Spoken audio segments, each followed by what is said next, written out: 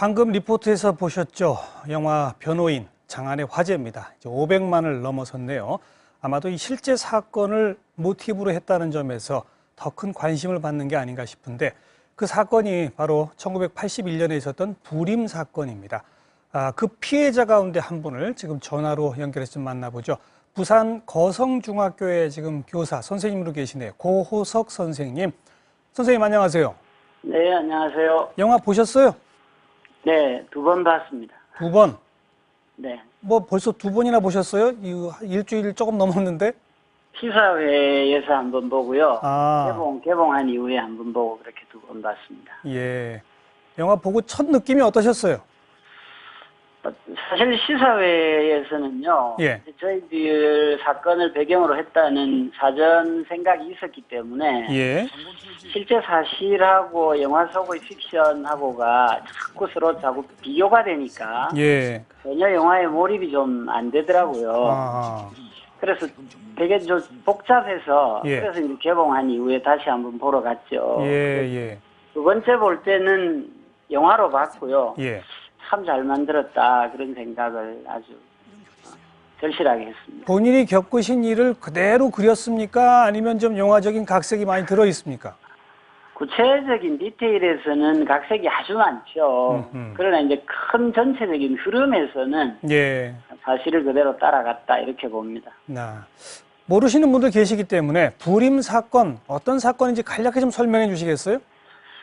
네, 1981년 사건인데요. 예. 1979년에 부마항쟁이 있었고 그 직후에 이제 11.26 사태가 있었는데 그렇죠. 그 이후에 이제 전 국민들의 민주화 열망이 엄청나게 터져 나왔어요. 예. 그걸 신군부가 이제 광주항쟁이라든지 이런 걸 이제 무참히 짓밟고 새로 정권을 잡다 보니까 매우 정권 자체가 정통성도 없고 불안정하니까 예. 이걸 어떻게 좀 안정화시켜야겠다는 생각으로 전국에 저희뿐만 아니라 전국 각 지역에 일종의 예비금 속 사건들을 많이 만듭니다. 예. 그 중에 하나가 이제 저희들 같은 경우는 특히 바로 이제 2년 전에 부마 항쟁이 대규모로 벌어졌기 때문에 그렇죠. 이걸 그대로 두면 또 이제 신군부에 들고 나올 거다. 아하. 이런 이제 불안감 때문에 예. 지역에서 자기들이 이제 찍어놨던 예. 사람들을 좀 일망타진하듯이 그렇게 잡아간 사건이다 이렇게 말씀드릴 수 있습니다. 모두 몇 명이 그때 체포됐습니까?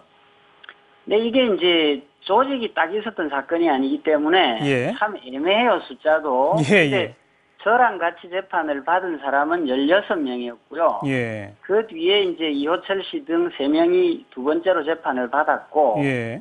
넓게 보면 그 주변에 이제 학교나 주변에서 시위를 벌이다가 잡힌 사람, 예. 그다음 저희들과 같이 독서 모임을 하다가 군대에 이제 강제 징집되어 가 있다가 저희들 사건을 듣고 이제 겁이 나서 예. 탈영해서 도망갔던 소설가 김학의 씨 같은 사람까지 예.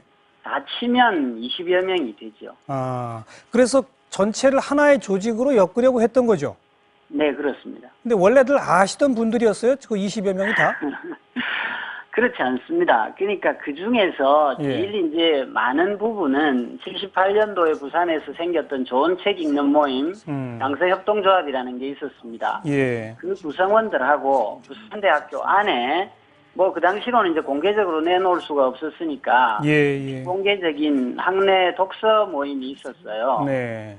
정식 명칭도 없는 독서 모임이 있는데 이제 그 두 구성원들을 축으로 해서 부산 지역에 여기저기 있는 분들을 막 묶다 보니까 알겠습니다. 법정에서 처음 얼굴을 본 사람들도 꽤 여러 분이 있었습니다. 그럼 당시에 고호석 선생님은 어디에 계시다가 어떻게 잡혀간 겁니까?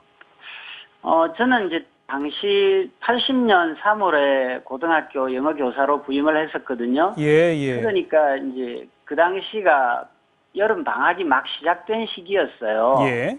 그래서 이제 시골 갔다가 숙직하러 집에 돌아오는 길에 뭐 덩치 큰 사람들한테 이제 눈 가려서 강제로 잡혀갔죠. 모두 며칠 모르는 곳으로 끌려갔습니다. 모두 며칠 동안 구금당해 계셨어요? 예, 구속 영장이 떨어질 때까지 만 36일간 같이 있었죠. 예. 처음 딱 끌고 가서 첫 번째부터 묻던 게 어떤 거든가요?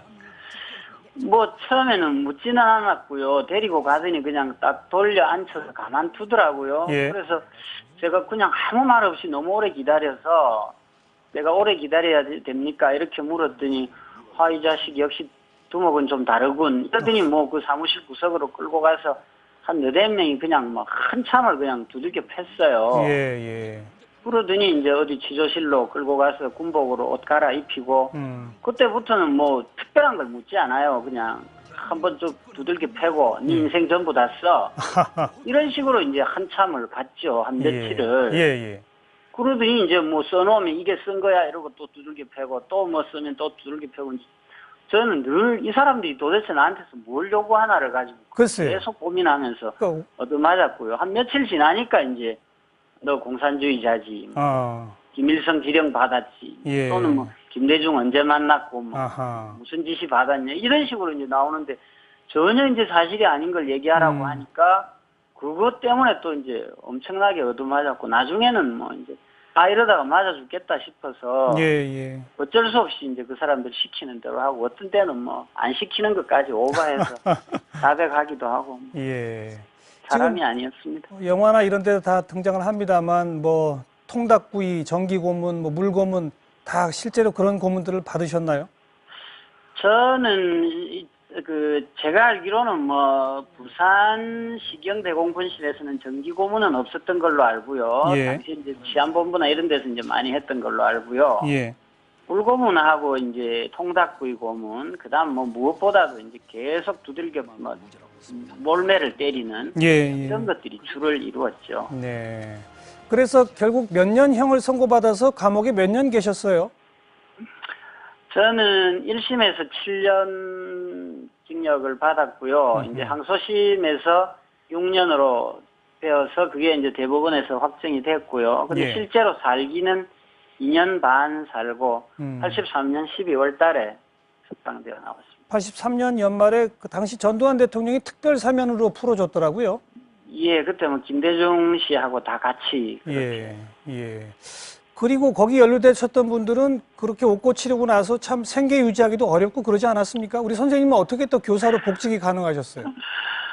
그러니까 이제 처음에는 사실은 이제 그 구속대 들어가서 있을 때는 뭐 정말 사실이 아닌 걸 다 이제 불고 그다음 뭐 선후배 이름까지 불고 이랬으니까 거의 이제 정신적으로도 몸도 다 피폐해져 있었어요. 그러니까 나와서는 거의 이제 인간이 못 될 것 같았는데 그나마 그래도 이제 교도소에 있으면서 책도 읽고 정신적으로 이렇게 좀 안정을 하면서 이제 나올 때 생각한 건 그거죠. 어차피 맞벌이도 없을 건데 나가면 정말 나 같은 사람 이제 다시 안 생기게 뭐라도 좀 해야겠다 이런 생각을 했었고요.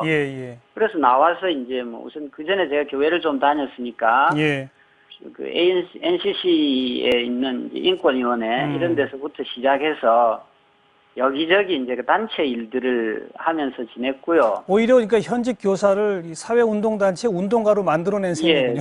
그렇게 된 셈입니다. 다른 분들도 다들 참 어려우셨을 것 같고, 그죠?